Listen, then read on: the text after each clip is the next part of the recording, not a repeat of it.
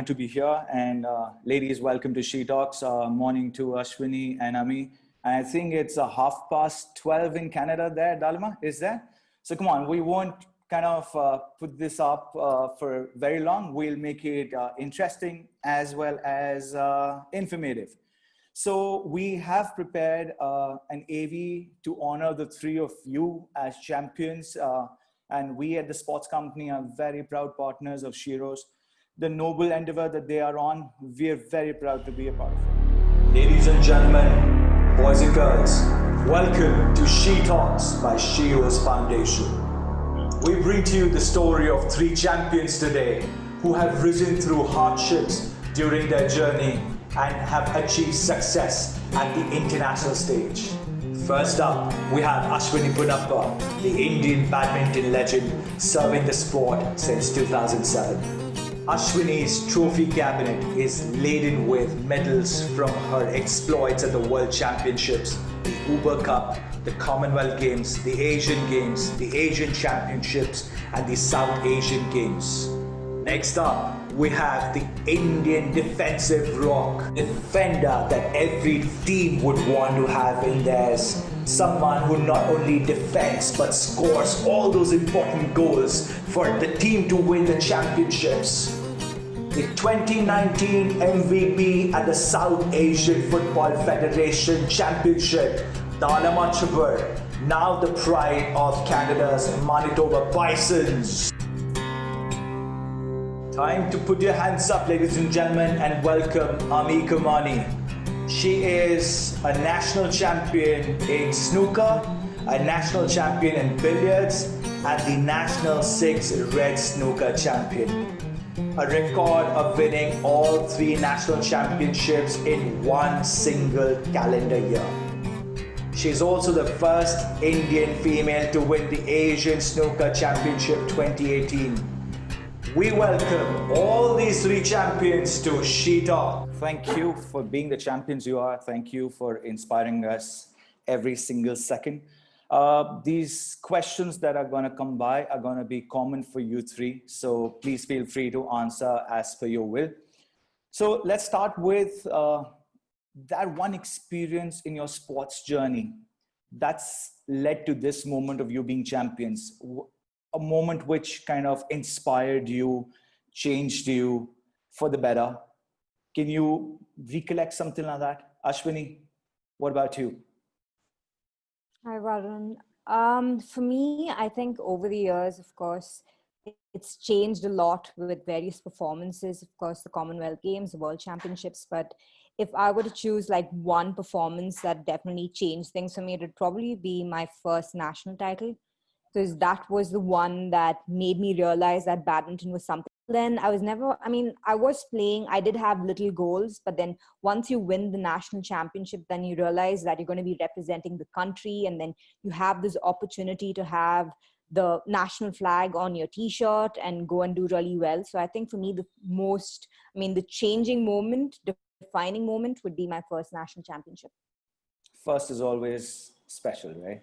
It is always special. It is. All right. Dalima, how about you? For me, why I started football was when I was only 11 years old and I got selected in the state team, the U19 state team for National Football Championship. And that was the time when I actually realized, like being an 11-year-old, I was able to play with the U19s, and I actually saw what a football tournament, like a women's football tournament, looked like. So that for me was like, this was something that I could do. And after that, when I made it to the U14 national team and I went for like the AFC Girls Football Cup to Sri Lanka, that was the first time I actually wore the national jersey. And standing on the field, I actually sang the national anthem for the first time before starting a match. And it was a totally different feeling. And I went on to become the second highest scorer. And I guess from there, I realized this is something that I could actually do. And that I possessed the talent, that I could take it forward and I could make it to the senior national team and take the national team forward from there as well.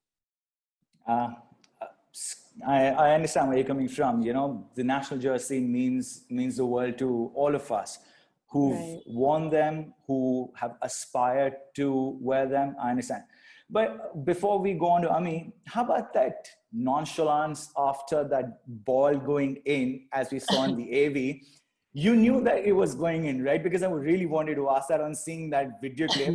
You took the shot and you took your face out to kind of go celebrate because you knew it was going in, right?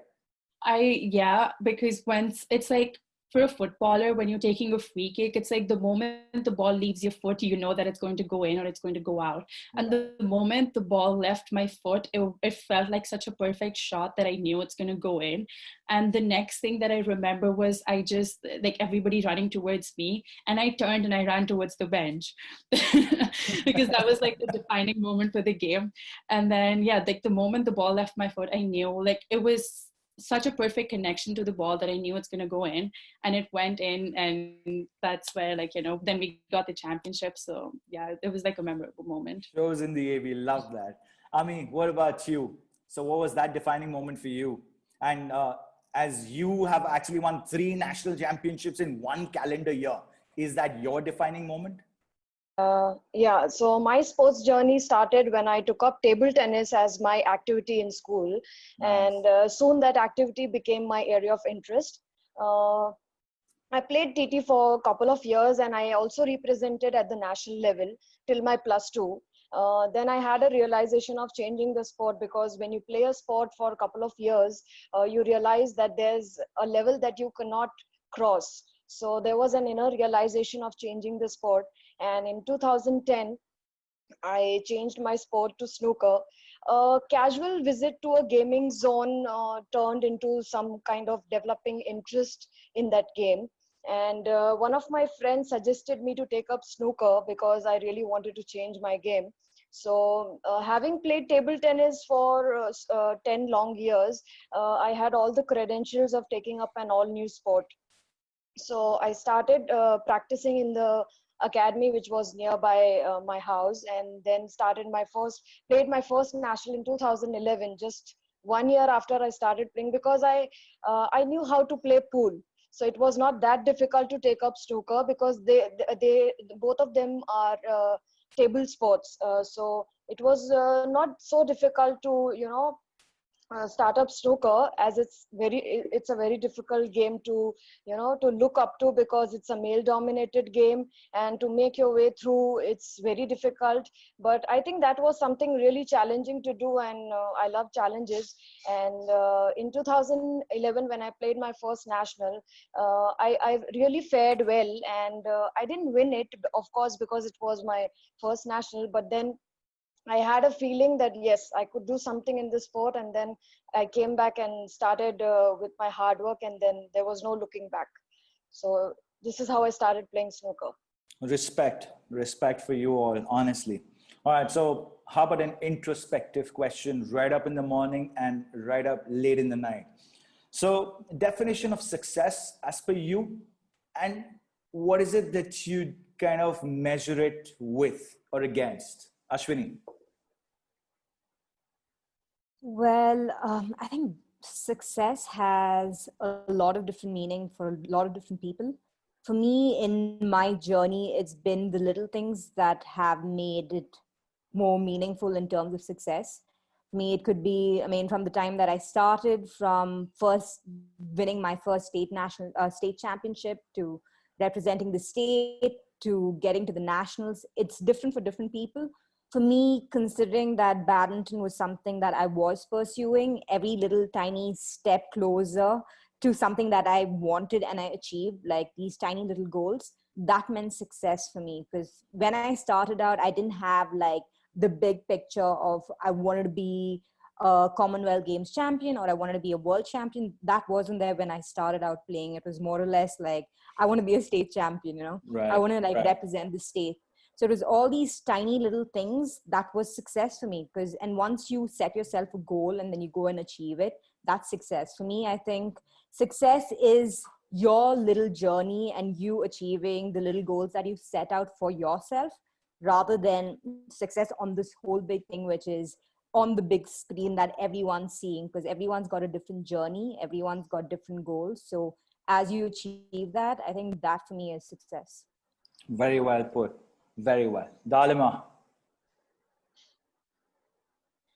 For me, success, I would say it's like the little satisfaction at the end of every game and at the end of every practice session, knowing that I've been able to put my best effort without being able to worry about the outcome and the result. And especially when I go to a match, it's like when I'm in a tournament or I'm in a competition and I'm actually playing a match that really matters. For me, it's like being able to implement all that I've been able to practice and put it into, like, with my best effort, put it into a match where it actually matters, and being able to, like, perform the same thing that I've been working on every day. So it's just like, that little satisfaction and not having that regret that I could have done better.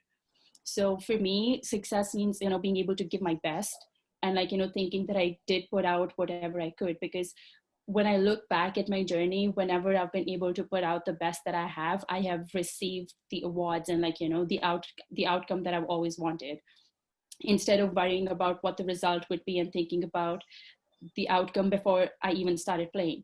So, like, for me, success would mean being able to put my best as an athlete and as a person to the field that I'm in.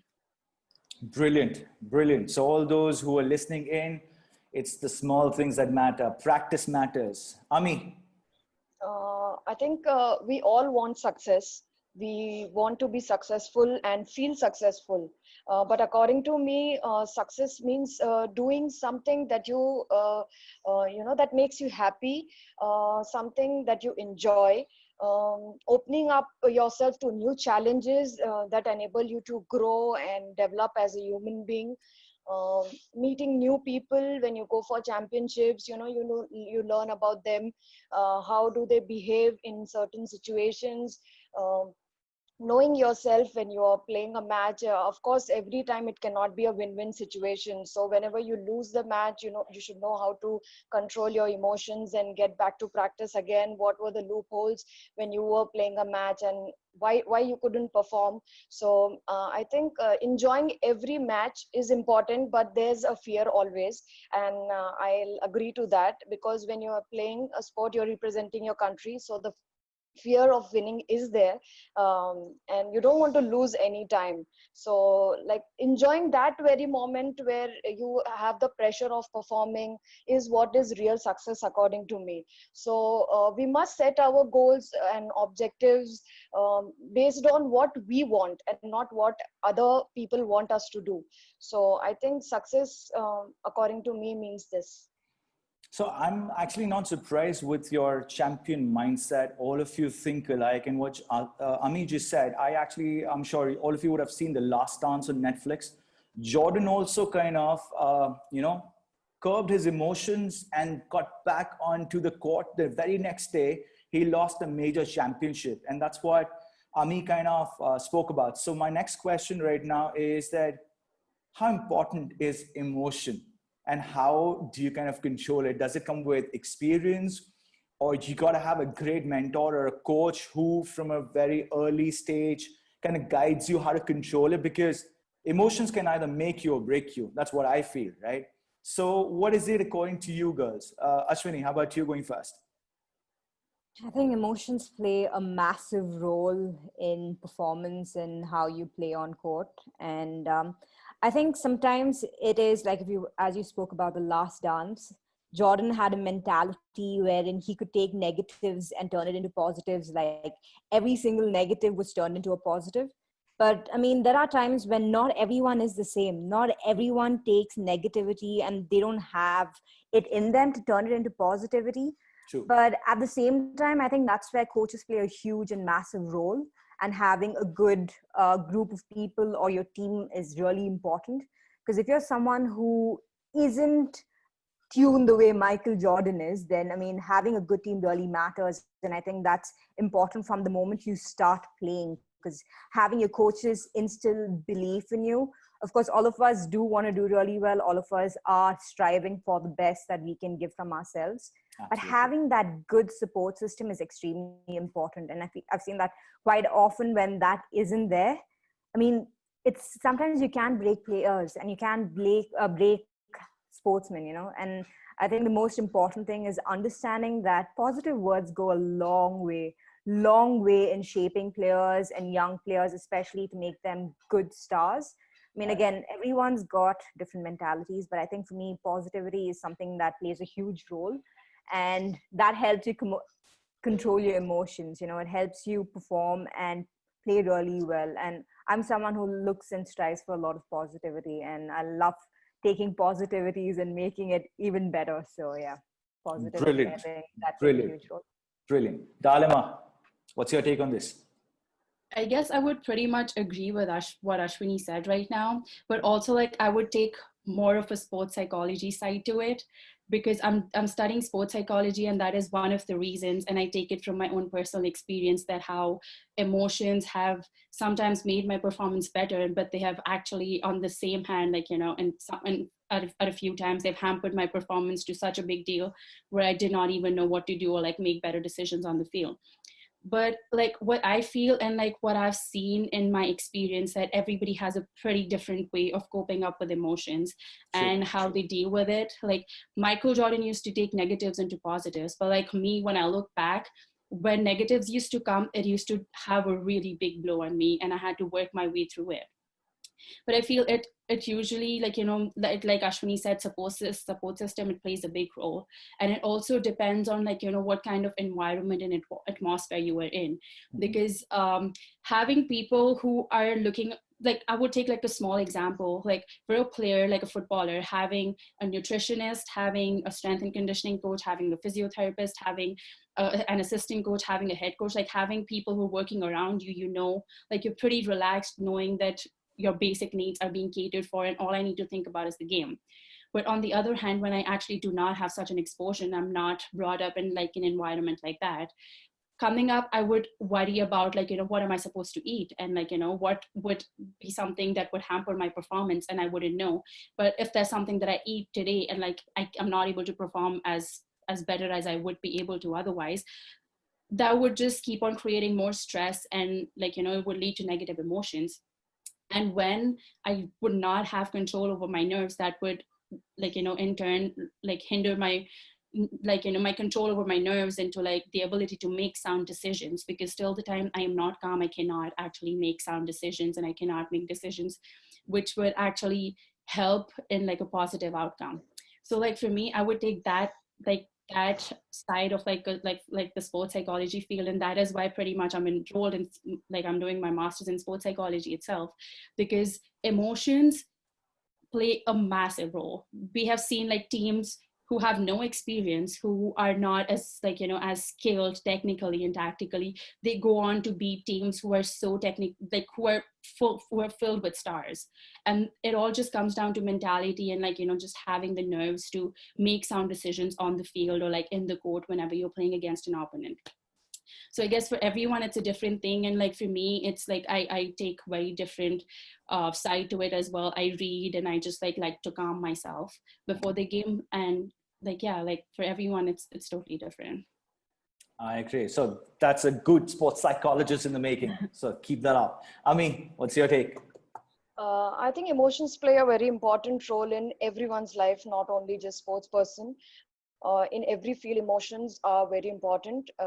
As you know, how do you treat them in your life is what matters the most. And as far as snooker and billiards is concerned, it's purely a mind game. More, it's not more of a physical sport. It's a mind game, and to condition your mind before every match or before every tournament when you go for practice is very important. So I think keeping myself positive is what is very important, because if the things going on in my mind are negative, or the thoughts that I don't want in my mind, it will hamper my practice. It will definitely hamper my performance at the national or international level. So keeping your mind cool, calm and composed is what I feel. And you know, the biggest thrill in an athlete, you know, is to finish the podium, see the tricolor going up, and you know, listening to the national anthem. And that feeling itself gives you some kind of stress and nervousness, because you want to feel that feeling, and every sports person want to feel that one day in his life. So we all play for that day, and feeling nervous is, you know, before a match is very natural, but to overcome it is what is really important.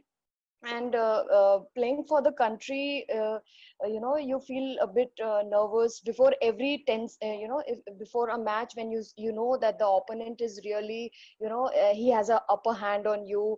And then, then mind plays an important role, because you are playing your game and the other person game is at the same level, but what matters is how well conditioned your mind is, how the thought process is going on in your mind. So that really affects your performance at any level.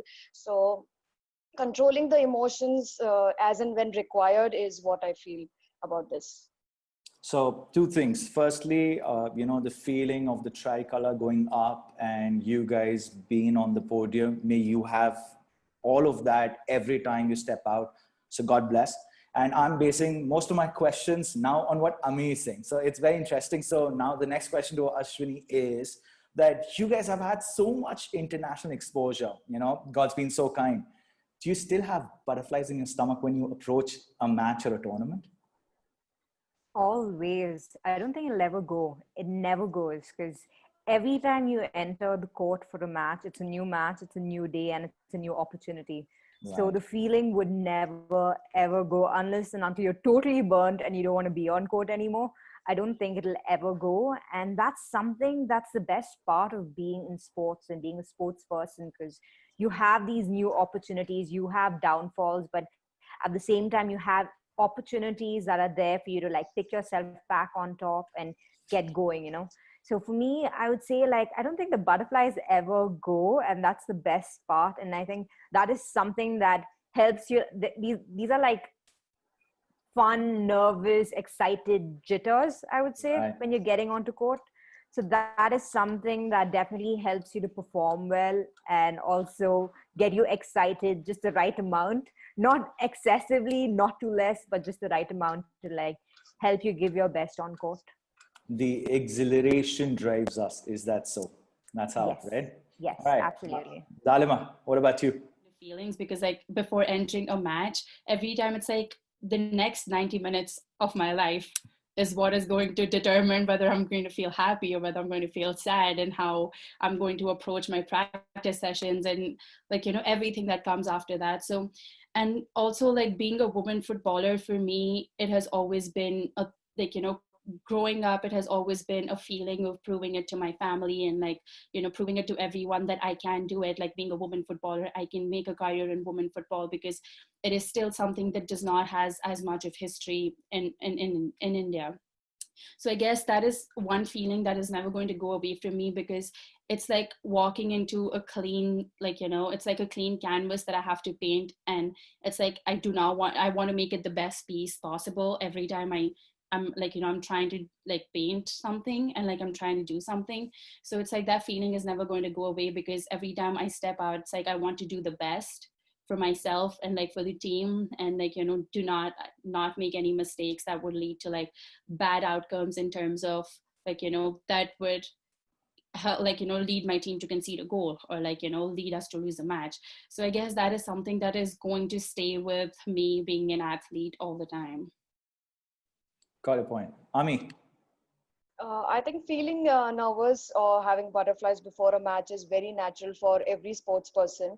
And, because you play a sport and you represent at the state or the national or the international, any level that you are representing, you have a responsibility of performing well. And this responsibility increases when you play for the country. So I think these butterflies help you not to be overconfident. There's a thin line between, being confident and overconfident. So if you don't have these butterflies, I think you are really overconfident about the next match, whoever you are playing. So these butterflies help you to be, be calm and, think about the match, be composed and give your best shot. So I think these Perfect. butterflies are very important to every sports person. Perfect. All right. So one gentleman has asked a question and we have to take that. Parth is asking either of you, how do you rate the sports infrastructure in India? Anyone? Okay, Dalima, you? Yeah, so I would say like sport infrastructure for like all the sports is pretty different, and I can talk about like from the women's football aspect of it or like the football aspect of it. I would say like the sport, like the infrastructure of like football in India is still something that is growing, and it has like a really long way to go, because we still lack a lot of things and there's like a lot of scope of improvement. But I would like to highlight, like from the women's football aspect of it, that with like the National League coming up, Indian Women's League coming up, the licensing criteria, the exposure coming in for the national team, I guess it has been raised, the level has been raised a lot, and which has also led to like the performance of the women footballers being raised a lot in like the past 2 years. And we have got indulgement of a lot of fans, and it is pretty evident to everyone. So I can only talk about like the football aspect of it, that it is growing at a faster rate, but definitely there's like a lot of scope of improvement. So Parth, keep the faith. The infrastructure in our great country is going to improve for the best in each sport. That's what our vision is, to be world champion in every single sport that India plays. All right. So with the influx of social media in our lives, some love it, some do not. What's your kind of take on it? How do you connect with your fans? And what's the most common question you get? Hello, ma'am. How are you? Something of that sort. Ashwini, how about you? Well, definitely there are a lot of hellos and how are yous and please reply. But then I think social media is a great platform to keep your fans informed on what's happening. But at the same time, being professional athletes, I think sometimes we don't really have the time to constantly be checking your phone. At least I don't. I mean, for me, it's like if I'm training, I'm completely there training. So I wouldn't have my phone anywhere there close to me.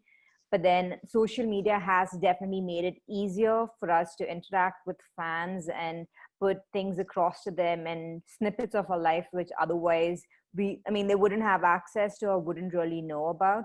But at the same time, I think with now a lot of live chats and a lot of questionnaires and stuff like that, it also makes it easier for us to interact. Though personally, I'm someone who shies away from it quite a bit, and I'm still kind of venturing into it and trying to be open to it now.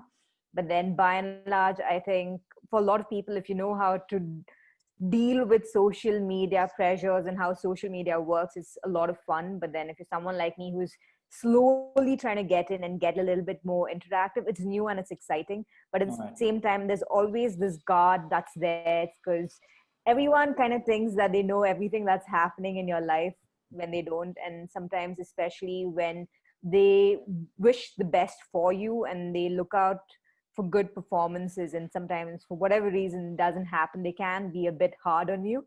And as athletes, of course, you have to take it with a pinch of salt and just move on. But then it does get you, because you're like, I know even I'm upset about the result.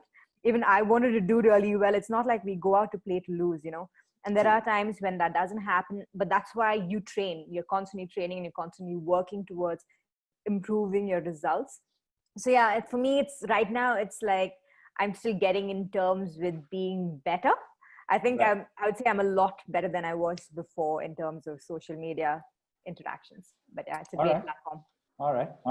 Dalima, what about you?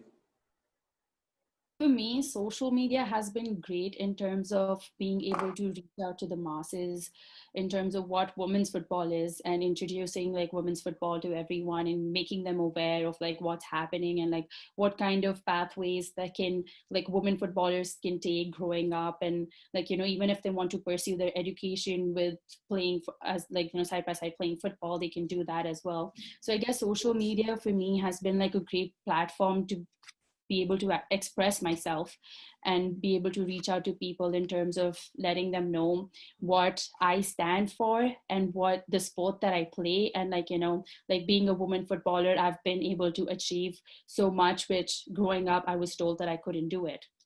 So I guess like beginning, like when I started with it, I wasn't really big into social media, and like Instagram was one app that my sister forced me to download, and then I had to download it. And then I like past like last year, there was like one person so like from my marketing team, and then I got a lecture from her explaining like how I need to be on my phone, I need to live on my phone. And I'm not a person who likes to do that a lot, because I'm training in the morning, I'm training in the evenings, and I like to rest in the afternoon. But like the little time that I have, I don't want to be on my phone just like constantly living on it. So yeah, I got a lecture on like how I need to be living on my phone so that I have more engagement and I can like create awareness. But yeah, it's definitely like, you know, everything has its pros and cons. It has been pretty advantageous for me, and it has been pretty like good for me to reach out to people and be able to show what I am, and like, you know, what the sport that I play and how I can do better every day. But like for me, I am not a big person who I would like post, like I would have one post in 3 days or like one post in a week, which is really bad according to like what I'm supposed to be doing otherwise. But I guess like it is good. It has been good. It has its pros and cons. I totally feel you on that. Ami, what about you? How do you handle this social media pressure on you? Someone, as Ashwini said, maybe a little hard on you rather than understanding your state of mind, assuming as to, oh, you know what, I saw a picture of you with your friends that would have been off before, but you put it up a day before your main tournament and say, oh, you were partying out. You are not worthy of the India jersey. Has that happened with you? No, that has not happened with me. Like, you know, same is with me. The same case is with me, that I'm not a social media person. And if you visited my profile, there are like 34 posts till now. And, you know, I'm really not into social media, but I'm trying really hard to put up something or the other every now and then for my fans. I'm really more into practicing and uh, I want to be composed. And, you know, when you get into these social media things, you know, you kind of sideline your practice, and then you give more importance to the social media because you're getting attention over there. And that is what, you know, I don't like to do, because I'm playing a sport. I have some responsibility as a sports person when I'm representing my country. Not that every time I have to be serious about it. I can be a little casual about it also, but then my main concern is my sport. And I think doing justice to it, to my sport, and whatever goals that I have in my mind is more important than social media to me. Of course, I receive many questions, but one question that I've received the most is like people asking me that I have, how did I manage to change my sport? Like Hold, table tennis. no, hold on to that thought, because that's one of my questions. So please do not divulge any more information on that front. I'm sorry, but that's actually a very important question for all of us at this end to ask you. I apologize for the interruption. All right, so I know Ashwini is actually a little pressed for time, so I'm going to take the fun bit here with Ashwini first, with the permission of Dalima and Amee. I want to start with this. What's that, Ashwini? Well, that is Jazz. She's the cutest little companion that I've had in the last couple of months, and the best thing ever, because lockdown has been great thanks to Jazz and Lola. Right. Yeah, I've always loved dogs, and of course I love sports and I love badminton, so I thought this was a great way to show two of the things that I love the most in like one photograph. So yeah, poor Jazz kind of actually obliged and posed for me, so I was very happy that I got my shuttlecock on my favorite little doggy, Miss Jazz. So yeah. No, we love it. We thought we have to ask you this because we went through your feed while researching on you three champions. And I said that I have to ask you this. I love that bit. I believe that there's one picture of you hugging a calf as well, if I'm not mistaken, if I remember something, or was that a dog itself? Somewhere down your feed. You were an animal lover for sure. Yeah, that was at Rescue Tea Pune. So I was there during the PBL, and a friend of mine works for Rescue Tea. And we were lucky to have gone there and visited the place and see the fabulous work that they're doing. I love organizations who do a great job, because I mean, as much as I would love to do it myself, unfortunately, I don't have the time because I'm busy playing. So going and visiting organizations that do the work, I would love to support and be a part with whatever little way that I can. And actually being there and seeing what Rescue Tea does was amazing, because they do a fabulous job looking after animals, all animals. Fantastic, fantastic. God bless you for doing that. And God bless all these institutions who are actually putting in the work to rescue the most important beings on our planet, who cannot speak for themselves. So respect. Absolutely. Okay, so Ashwini, next question. So you've carried the hopes of Indian badminton since 2007. How's been that journey? The highs, the lows? How do you motivate yourself over such a long period of time? What's keeping you going? Well, I mean, of course, it's really nice and it's all hunky dory when things are going well, and then it's like, oh wow, I can do it.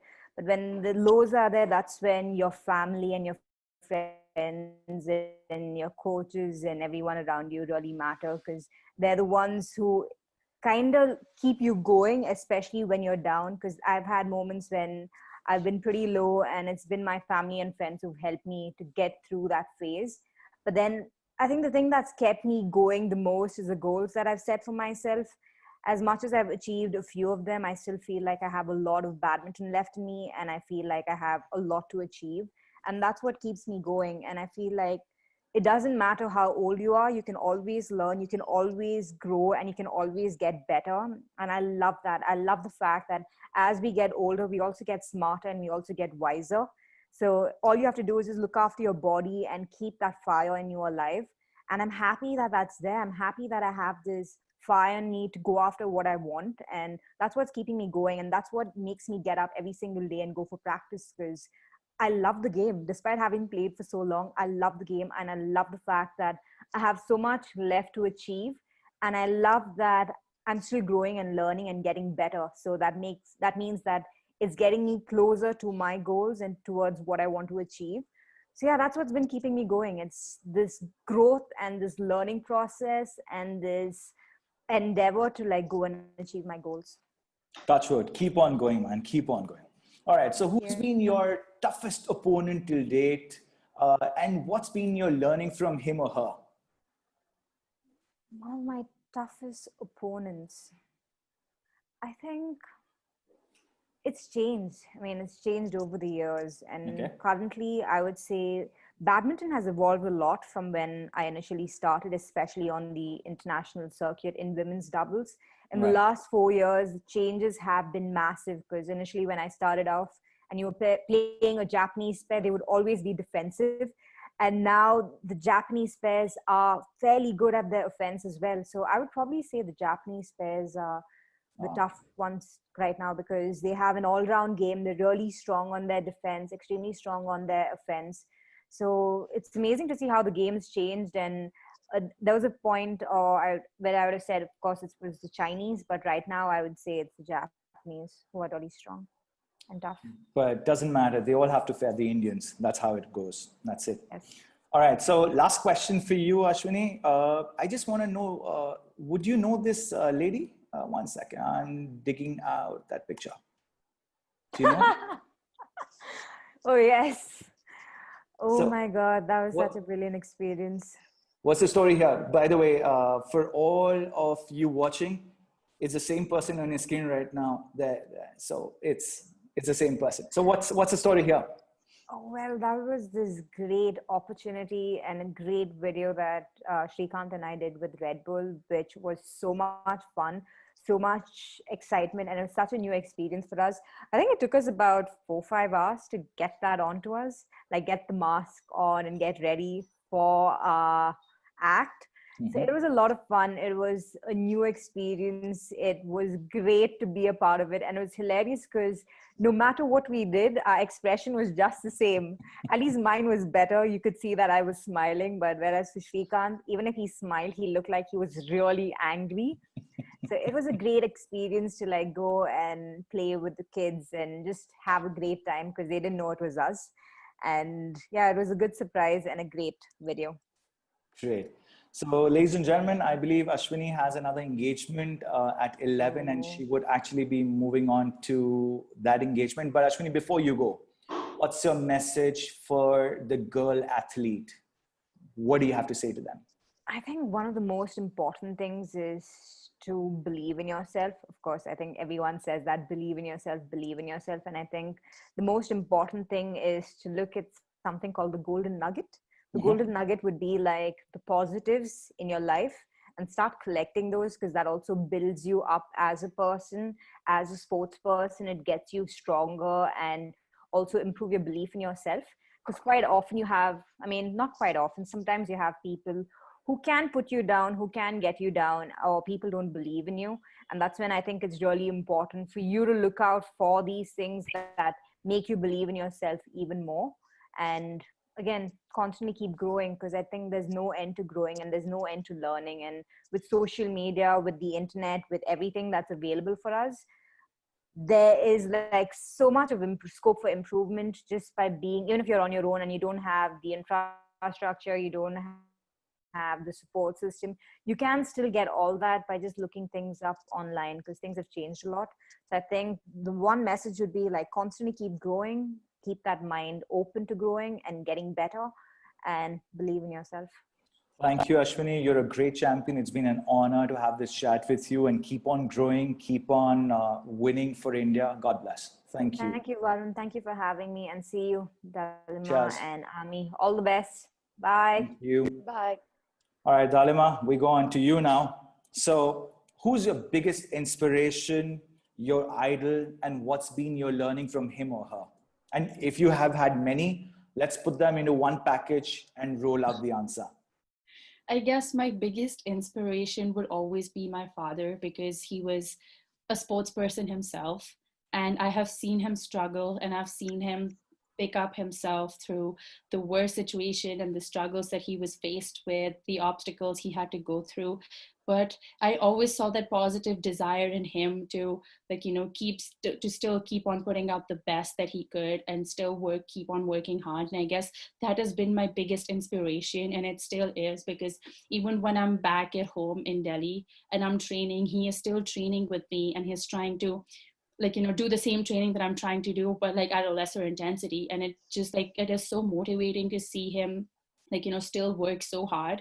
And just like looking at him when, like, you know, the struggles he faced and like the obstacles, he came out so strong out of it. And I guess that has been my biggest inspiration that has driven me, because I always had him on my back supporting me. And like, when like everybody else would like pull me down of like whatever I was doing, there was one hand that would always push me up to do the best that I could. And I guess that has been my biggest inspiration to keep me going and, like, you know, just going forward from there. So for all those who do not know, Dalima's dad is one of the most decorated coaches that we have here, Mr. Om Chhibber. I've had the opportunity to kind of see him in action, and it's such an honor to see the man. Dalima's absolutely correct. He carries his passion on his heart, which is on his sleeve. It's like that. All right. So Dalima, we wanted to put you under the spotlight. 1 second. I have something up for you as well. Hold on. Oh my gosh. Yeah. Hold up. All right. If I were to put you under the spotlight and you have to choose one person out of the two in this particular picture, who would you choose? And why would you choose them? That's Dalima's elder sister, Akanksha, and her younger brother, if I'm not mistaken. Younger brother. So who would you choose? And I hope both of them are listening. I really hope so. So go on. Oh my God, this is not going to go great at the end of this session. But I guess like I would choose my sister, because she's like my best friend. And if I have to like choose one, because I have, like, she was there before I was, and I could always look up to her because she was an athlete before. And I grew up looking at her. And even now, when there's something, like, we're always together and we're always talking about things. And she's literally like my best friend. I can talk to her about anything and everything. And if I have a problem, I know I can go to her. But like, my brother is always like my training partner, who's pushing me off, like, you know, who's pushing me to do my best, and he's asking me to catch up with him. But like, it's difficult for me to catch up with him because he's so much better. But if I have to choose one out of the two, I'm really sorry, but I will I'll pick my sister. May I know the name of your brother, please? My brother's name is Tushar. Tushar, I hope you're listening. You do not have to give anything to her on this Rakhi. Do not give her anything. She's chosen Akanksha on purpose, I'm telling you. So there you go. This is not going to go well, Varun. Sorry about that. I had to do this. Okay. So you've played at the highest levels in India. You're, of course, one of the regulars in the Indian national team, and you're now playing at the highest levels in Canada. So what's the one thing you want to get from Canada to India and from India to Canada? I guess from Canada to India, what I will bring is I would like to introduce psychology into the sport, because for me, that has been a big change in my career, of my outlook, and just the comfort of having someone to talk to, and knowing that at the beginning of the game, if I'm not feeling the best, I can, like, open up to someone who would not judge me for what I'm feeling, and like for what, like, like my nerves, and like how I'm not under control, and who would listen to me with an open ear, and would actually, I would be able to unload myself so that I'm able to focus on my game.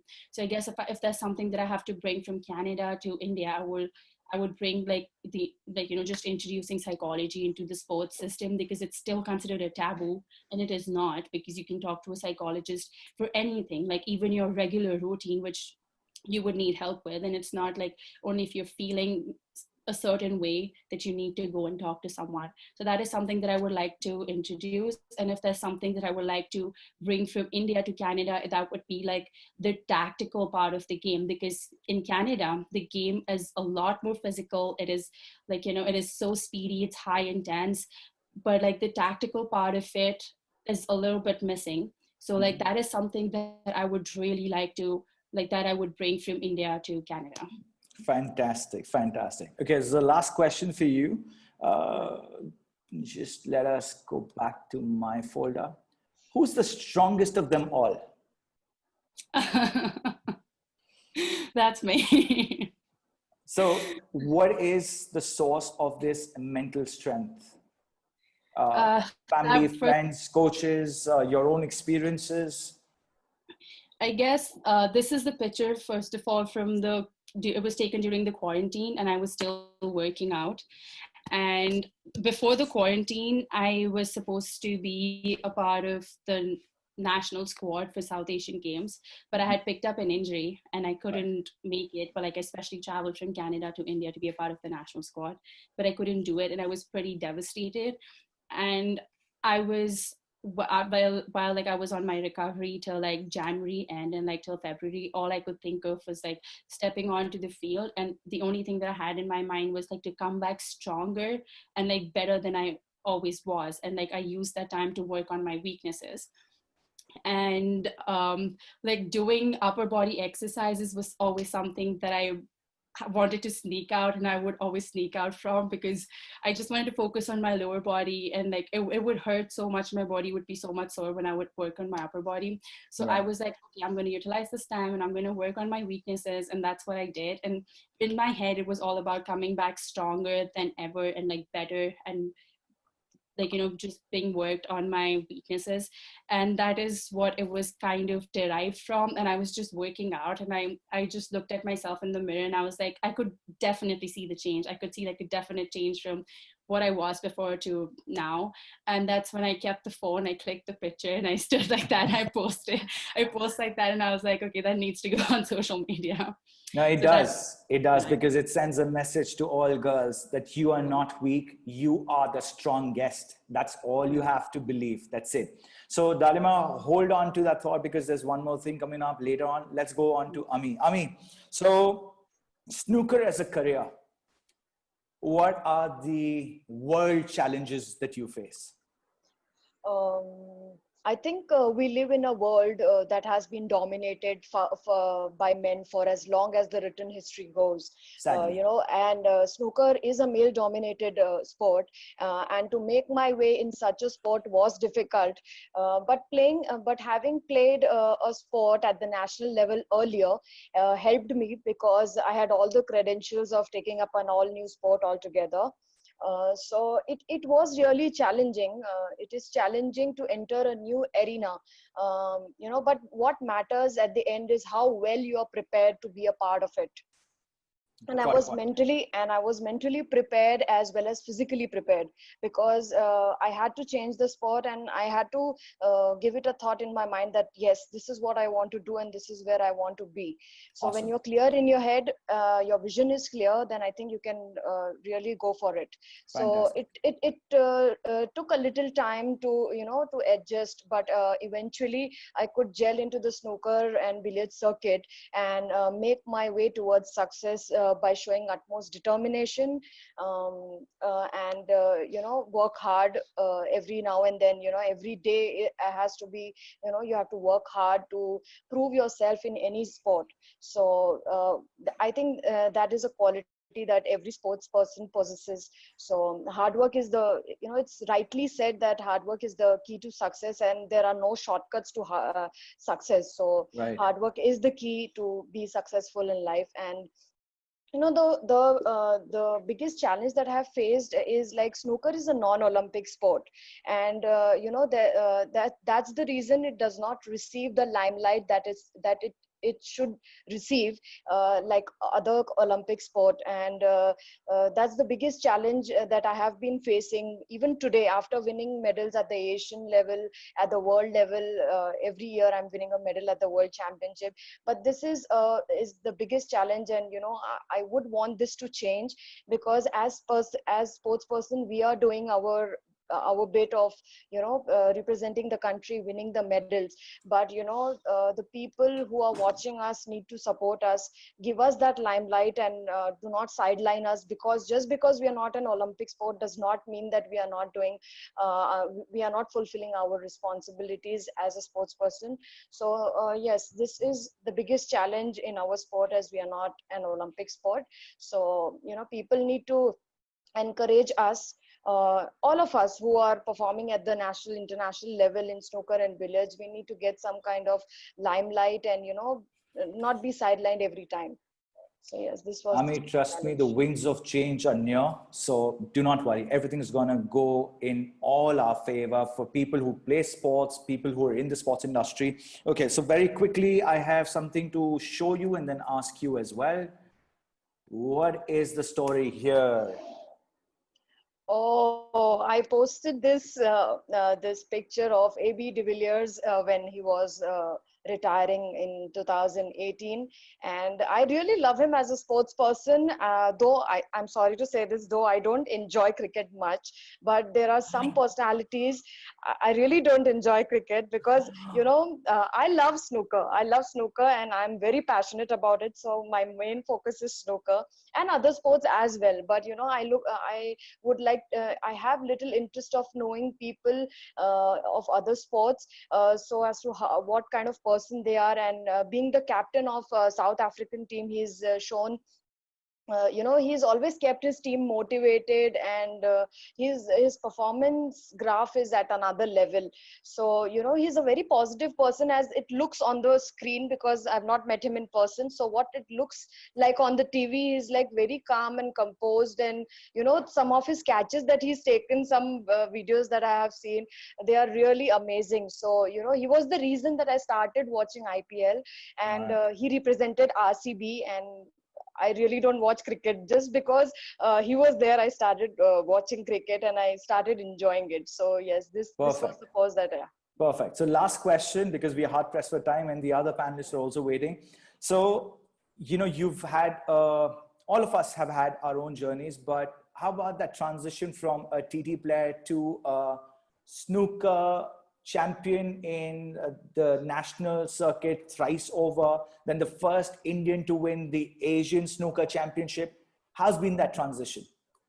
I think the change, when I was changing the sport, when I had this thought of changing the sport, I really didn't know what snooker has for me. But I definitely knew that I have played a sport for 10 long years, and I have all the qualities of taking up a new sport. And it was difficult in the initial years when I started playing snooker. But as I played my first national, I really had this thought that yes, this is the game where I can make my way. And the hard work that hard work that I continued with table tennis, the same hard work I continued with snooker. And I think even more, because when you are changing a sport, you need to double your your practice, your working hours, so that you kind of excel in the sport. And I think friends and family is what supported me at that very moment, to just, when people are like, why do you want to change the sport now? Like, you are in college and it's not the time to change the sport or take up a new sport altogether, because, when you are young, you grab a sport really quick. But I think my family supported me through it, and they really wanted that I should take up snooker, because they've always believed that a person, whatever he feels, if he does in life, he or she can excel. And to follow my dreams is what was really important for me in life. And I think this journey has been amazing, because in snooker and billiards, 9 years of time is really less. And whatever I've achieved through utmost determination and hard work. And I would like to thank all the people in my life who've supported me, not just my friends and family, my fans, my co-players, my opponents. They've also taught me a lot in the game, so as to how to react to every situation in any of the tournaments. So it was really a fabulous journey, and I really don't regret my decision of changing the sport. So I think, with my performance graph going upwards, I strive to set new records in future and win more medals for India. So God bless you both. Very quickly, one word that you will leave today's girl champions with.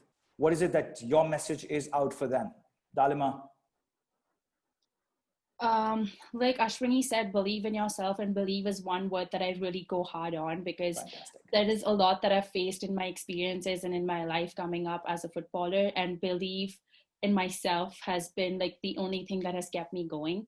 And along with that, I would just like to say to work hard, just have the desire and the craziness of achieving what your goals are, because if you do not have the desire, you're not going to work hard. If you're not going to work hard, you're not going to see the results. So you need that craziness, you need that desire, you need to, like, you need to be determined, and you need to go crazy over what your dreams are and if you want to achieve them. So like that is all that I would say. And I would just say, like, take the opportunities with both of your hands, like open up both your hands to the opportunities that you get, grab onto them and do the best that you can. Great. And expose yourself to those opportunities. Yeah. Fantastic. Amee. I think you should have some goal in your mind. This lockdown has really given time people to introspect themselves, and what kind of interest they have developed in these 3-4 months and over the years. So I think being you need to follow your dreams and work towards them. And you need to be consistent, and you need to give it a thought every now and then whenever you have a negative feeling in your mind that things are not working well, or I don't know if I have a calling for this particular area or anything. But just follow your dreams and work towards them, and find out ways and means to to support those dreams. So you'll always come out with flying colors, and in every field, not just sport. It's like in academics also, or anything. But just don't bring it be too harsh on yourself, and just go with the flow. And everything doesn't happen in seconds. You need to give it a time span. You need to give time to yourself. So I think you'll all the girls who are watching this, you need to set out goals for yourself and work towards them, and I think you all will be successful in life. Thank you, both of you. God bless. May you have all the power in the world. And thank you for joining us at She Talks by Sheerose. Take care of yourself. Thank you.